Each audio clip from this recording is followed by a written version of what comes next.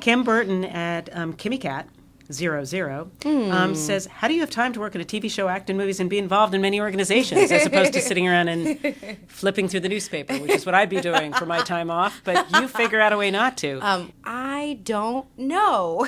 I feel like the last year and a half has been a little bit of a whirlwind, and I guess I'm just so grateful to be able to do what I love to do for a living and to do it with people that I love and respect and admire. This is such a family that I feel like we all hold each other up in a huge way. You know, I can also say from having been privileged enough to meet your team, who I really love, the people who support you, and also just a little bit of your family. Yeah. I think it's great that you have such an amazingly strong outside support system too, because you bring so much positive energy to work that way and so much intelligence and focus. And the great thing is, as Kerry says, like, we are actually genuinely, everybody really wants to be here, everybody loves to be here, everybody has a really good time, which makes it easier.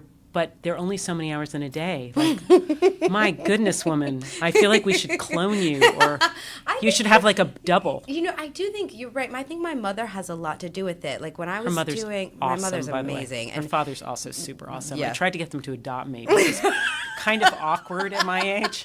And her father just kind of looked at me and shook his head and thought, I think it may be too late, but he was way too polite to say that.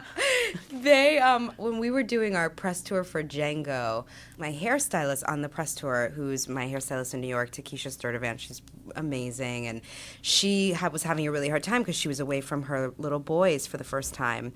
And I asked my mom to call her to talk to her about it, because I think a big part of it is that I was raised by a working mom who is brilliant, and, you know, I watched her get her doctorate in education, and I watched her become a professor. I mean, you know, she's brilliant, and she's a doer, and she has managed to be successful at work and her marriage and as a mom, and so I think that's a big part of it. No, that makes absolute total sense.